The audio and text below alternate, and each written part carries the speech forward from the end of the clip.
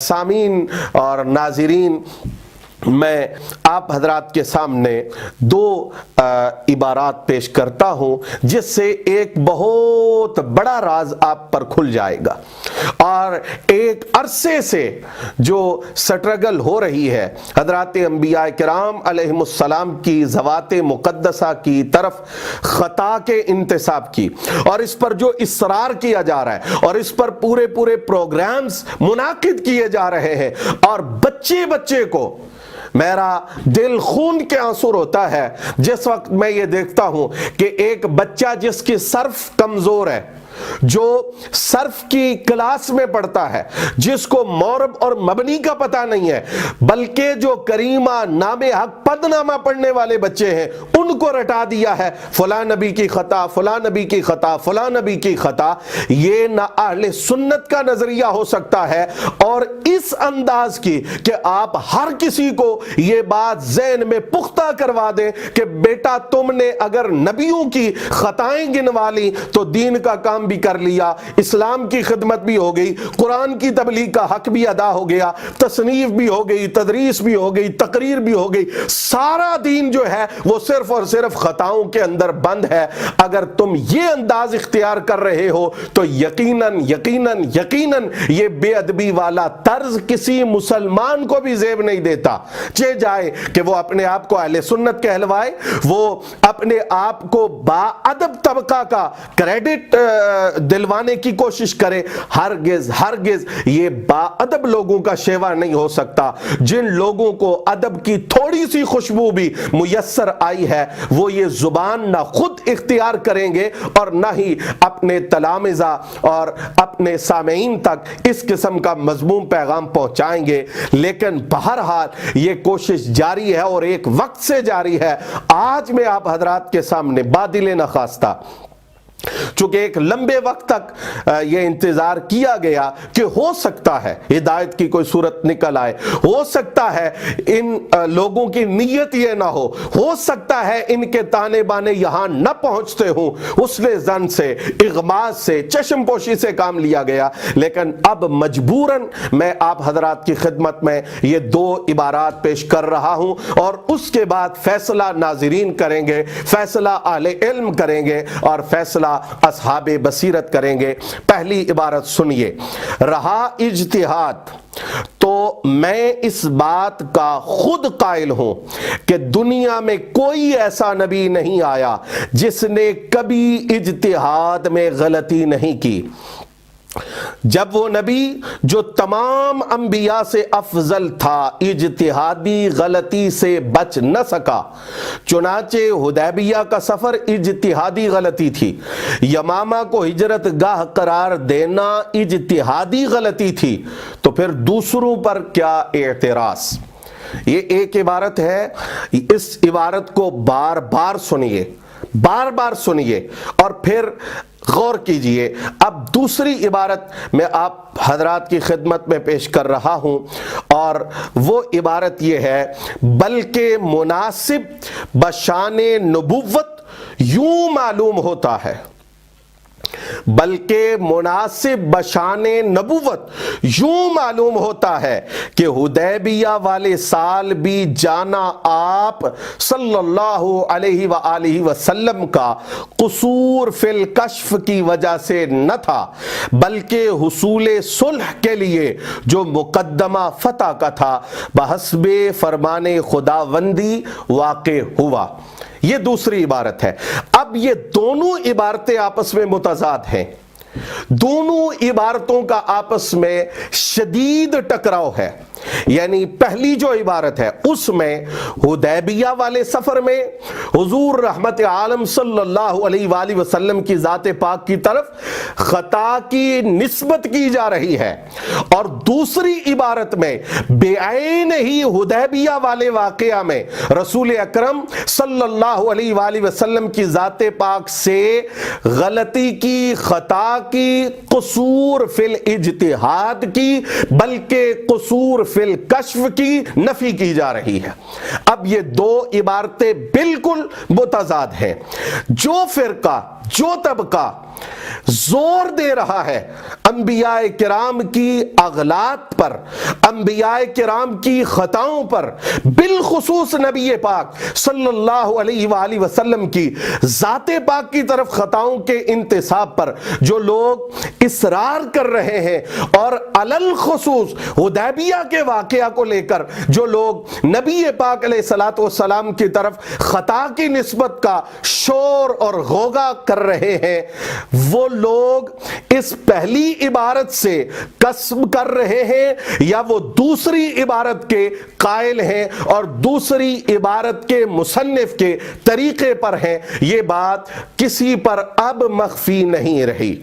جو لوگ ان لوگوں کی گفتگو کو سنتے چلے آ رہے ہیں اور انہوں نے ان دونوں عبارتوں کو سن لیا ہے، بار بار سنیں، بار بار غور کریں، وہ اس نتیجے کو بخوبی سمجھ سکتے ہیں کہ یہ لوگ کس شخص کے طریق پر ہیں۔ اب میں آپ کے سامنے انکشاف کرنے لگا ہوں کہ پہلی عبارت کس کی ہے اور دوسری عبارت کس کی ہے، تاکہ حق واضح ہو جائے اور باطل پر مٹی پڑے، باطل کی مذموم سازشیں ہر مومن کے سامنے کھل کر واضح ہو جائے۔ اب یہ پہلی کتاب میں آپ کے سامنے پیش کر رہا ہوں، دیکھ لیجئے، نام ہے اس کا روحانی خزائن، اور تصنیفات اس کے اوپر مرزا غلام احمد قادیانی، یہ اس کی کتاب ہے اور اس سے یہ عبارت میں نے آپ کے سامنے پیش کی ہے۔ اور دوسری عبارت یعنی جس میں حدیبیہ والے واقعہ میں رسول پاک علیہ الصلوۃ والسلام سے خطا کی نفی کی گئی ہے، وہ کس ہستی کی ہے؟ یہ آپ کے سامنے سیف چشتیائی، رئیس المجددین، امام المسلمین، مامور من الرسول، فاتح قادیانیت، حضرت اعلیٰ سیدنا پیر مہر علی شاہ صاحب رضی اللہ تعالی عنہ کی تصنیف لطیف ہے۔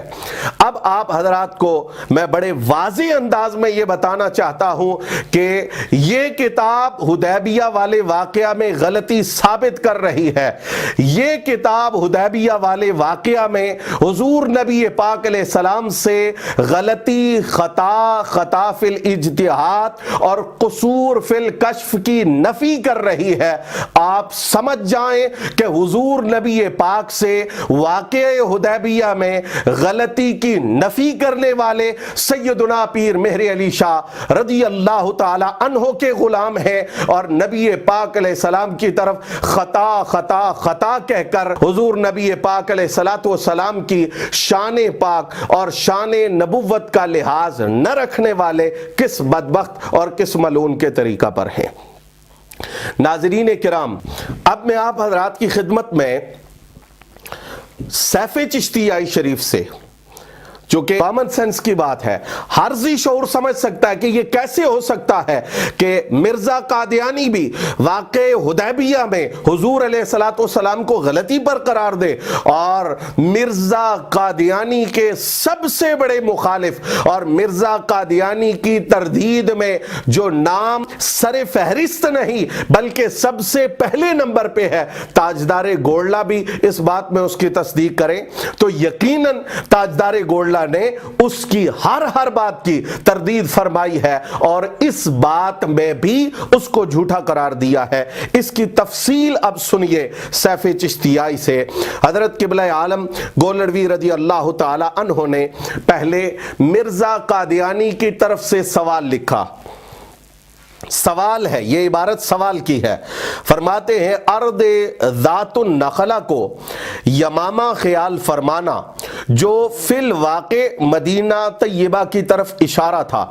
اور ایسا ہی لتدخلن المسجد الحرام کا وقت صلح حدیبیہ والا سال سمجھ لینا، کیا یہ ہر دو اور نظائر ان کے از قبیل قصور فی الکشف اور خطا فی التعبیر نہ تھے؟ جب مکاشفات مذکورہ میں قصور اور خطا فی التعبیر واقع ہو گئے تو نزول مسیح ابن مریم والی پیشین گوئی میں کیوں نہیں واقع ہو سکتے؟ یعنی حضرت صلی اللہ علیہ وآلہ وسلم نے غلام احمد قادیانی کو عیسیٰ ابن مریم کی صورت میں دیکھا ہو، سوال مکمل ہوا۔ جواب،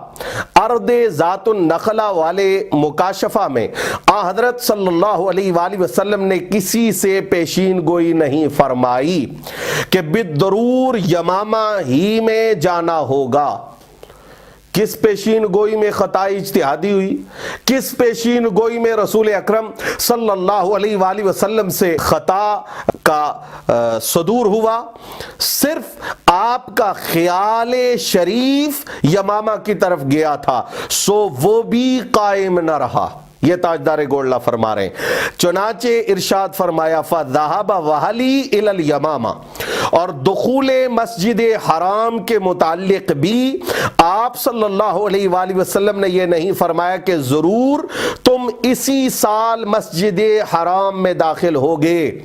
الغرض، کشف ایک اجمالی ہوتا ہے اور ایک تفصیلی، اور اجمالی میں کبھی اجمال فی نفس المضمون ہوتا ہے، یعنی واقعی امر برنگے استعارہ و تمثیل نظر آتا ہے۔ چنانچہ مدینہ کی وبا کو آپ صلی اللہ علیہ وآلہ وسلم نے بشکل ایک عورت پر آگندہ سر کے دیکھا تھا، وغیرہ وغیرہ، اور کبھی اجمال فی اوضاع المضمون من الزمان وغیرہ۔ چنانچہ دخول مسجد حرام والے مکاشفہ میں نفس دخول مسجد حرام کما ہوا فی الواقع صرف مکشوف ہوا، مسجد حرام کے داخل ہونے کا وقت معلوم نہیں تھا، لہٰذا اس سال آپ صلی اللہ علیہ وآلہ وسلم حدیبیہ میں تشریف لے گئے، بلکہ مناسب بشان نبوت۔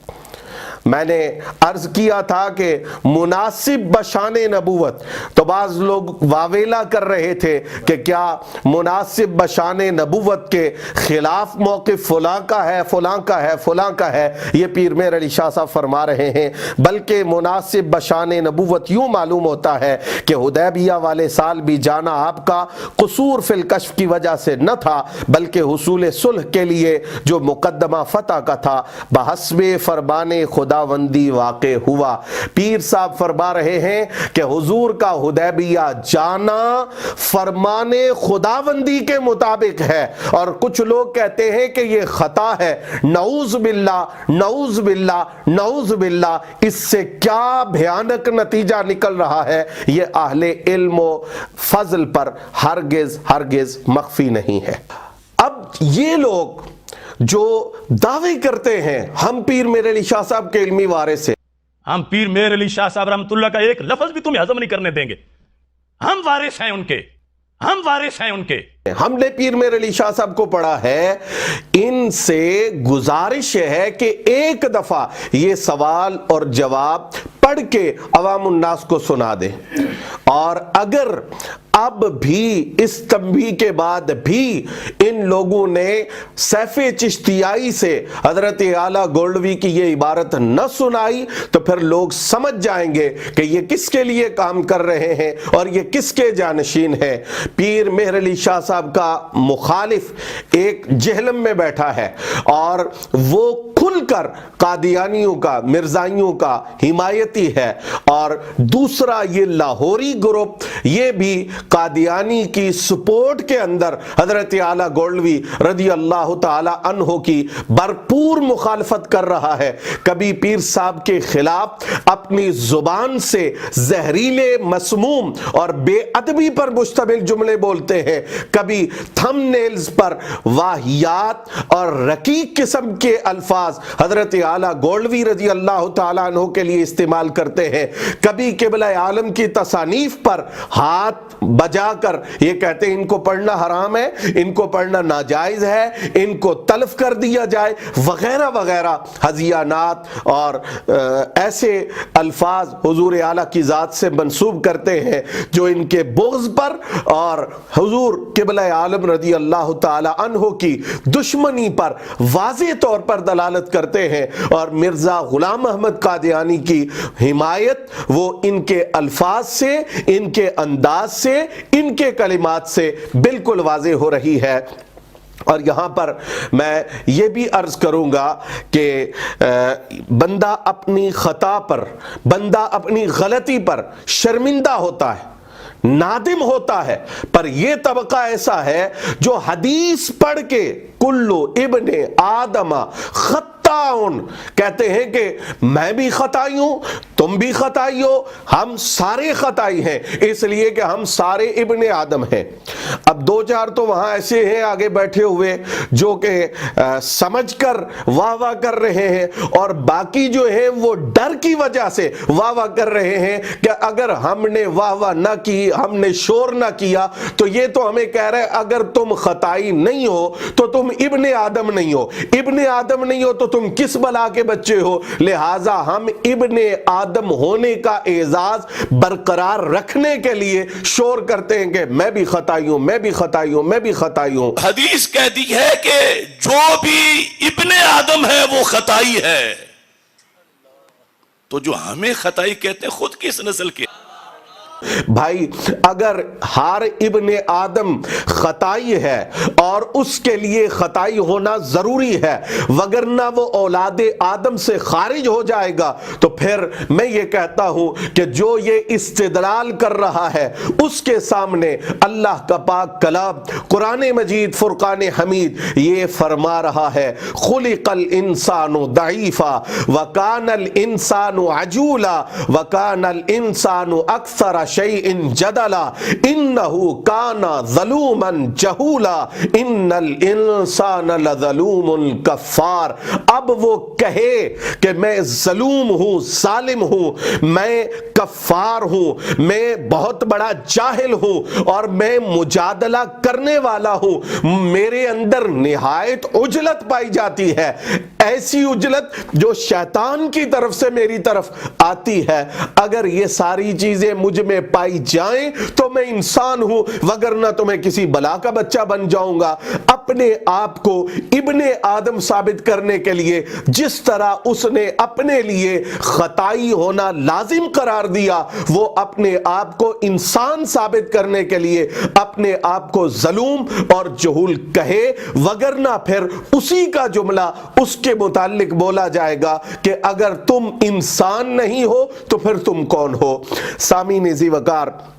اس پر یہ بھی آپ حضرات کی خدمت میں عرض کرتا چلوں کہ کچھ عرصہ پہلے اسی شخص نے کہا تھا مجھے خطائی کہتے ہو، خطائی تو امام مسلم کو کہا گیا، مجھے خطائی کہتے ہو، خطائی تو بخاری کو کہا گیا، تو میرے لیے یہ اعزاز ہے، جو الزام ان پہ لگا وہ مجھ پہ لگ رہا ہے۔ سیدنا صدیق اکبر اور سیدنا فاروق اعظم رضی اللہ تعالیٰ عنہما دونوں پر یہ الزام ہے روافض کی طرف سے نبوت کی بے ادبی کا، اسی لفظ خطا کی بنیاد پر، اور پھر امام بخاری، امام مسلم، ان پر اور سارے محدثین پر الزام ہے کہ یہ نبیوں کے معاذ اللہ گستاخ ہیں چونکہ انہوں نے نبیوں کی طرف خطا کی نسبت کی ہوئی ہے۔ کل تک یہ اسے الزام کہہ رہا تھا اور آج کہتا ہے کہ نہیں، واقعی میں خطائی ہوں اور ہر ابن آدم کے لیے خطائی ہونا ضروری ہے۔ اور پھر یہاں پر انتہائی حیرت انگیز بات یہ ہے کہ اس شخص کو یہی معلوم نہیں کہ اس کو خطائی کہا کیوں جاتا ہے۔